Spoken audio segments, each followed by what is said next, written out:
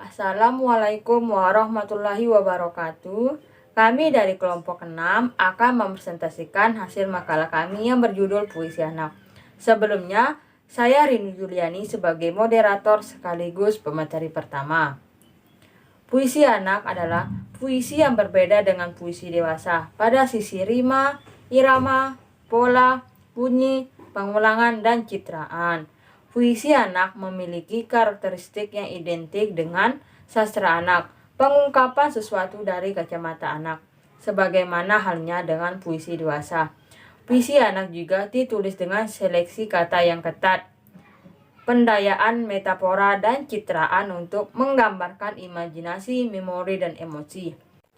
Dalam puisi anak, aspek emosi selalu sejalan dengan cerapaan indera.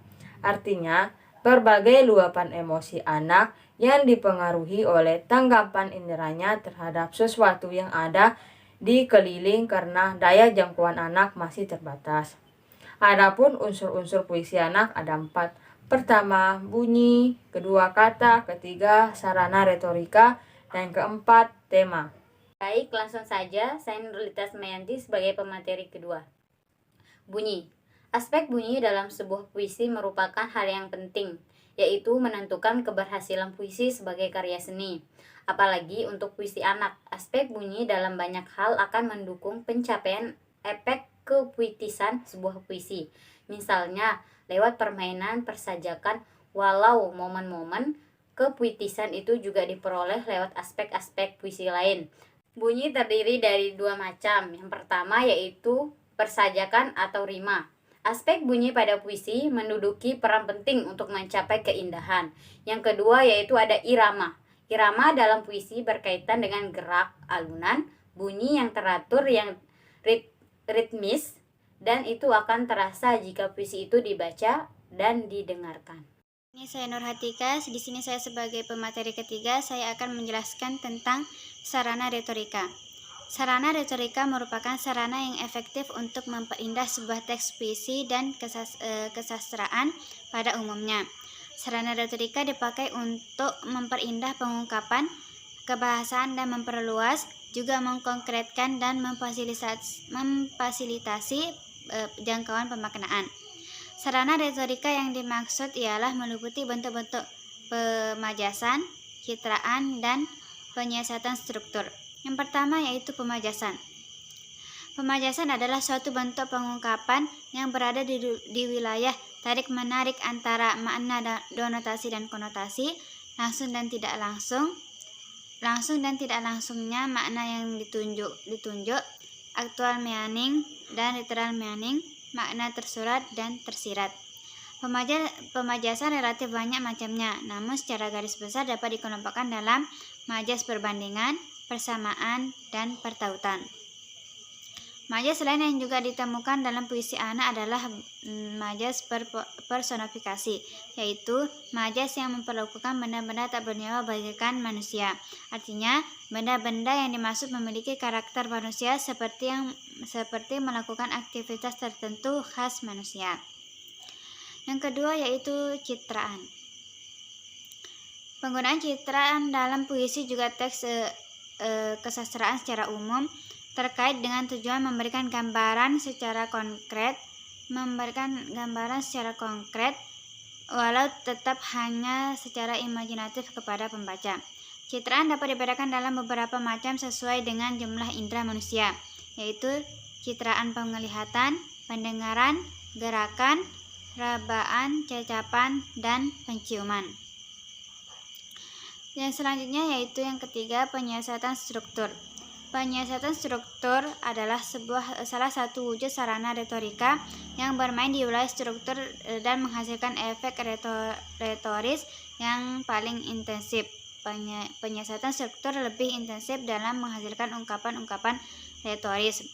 Ada banyak wujud stil yang dapat dikategorikan sebagai alat retoris yang bernama penyiasatan struktur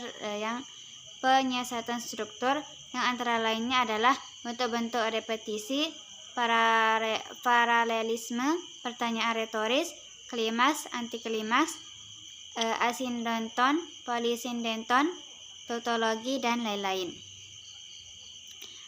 Tema yang banyak ditemukan pada puisi anak antara lain adalah masalah keluarga, persahabatan, liburan, rumah, dan tempat-tempat lain. Lewat pengamatan sekilas, kandungan dalam puisi anak antara lain berkaitan dengan hal-hal yang ada di sekitar anak, misalnya orang tua, guru, teman sekitar, teman sepermainan, binatang kesukaan, lingkungan alam, dan sebagainya. Tema yang pertama yang akan kita bahas itu tema orang tua dan guru. Secara umum anak teramat dekat dengan orang tuanya, terutama ibu. Maka orang tua itu pun banyak yang dapat dijadikan sebagai tema puisi.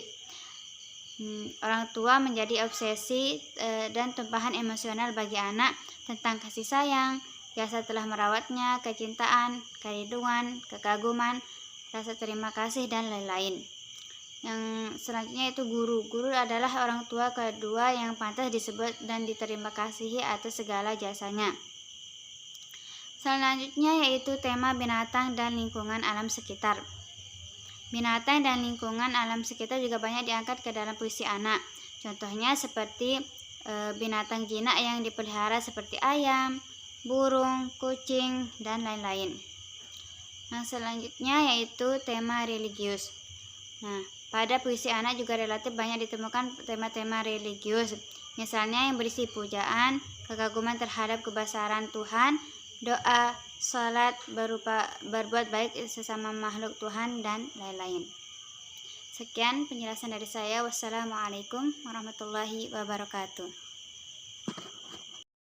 Lanjut, saya Siti Julaiha sebagai pemateri terakhir, yaitu macam-macam puisi. Yang pertama, macam-macam puisi dibagi menjadi 3. Yang pertama, balada, yang kedua naratif, dan yang ketiga lirik.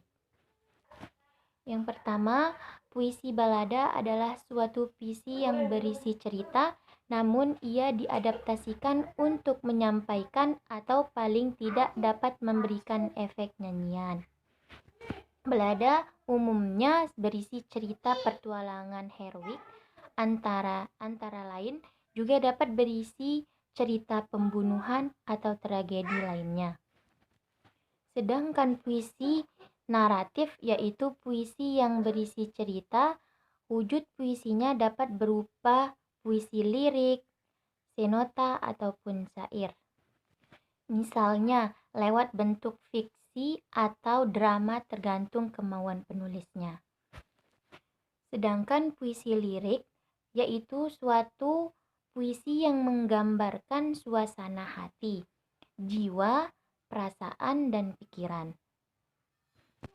Puisi itu disebut sebagai puisi yang membangkitkan emosi, perasaan, atau mood tertentu. Bahasa yang digunakan sebagai sarana ekspresivitas diasasi dan didayakan sehingga tampil sebagai pengungkapan bahasa yang khas, berjiwa, dan puitis. Sekian presentasi dari kelompok kami. Apabila ada salah kata, mohon dimaafkan. Wabillahi taufiq wal hidayah. Wassalamualaikum warahmatullahi wabarakatuh.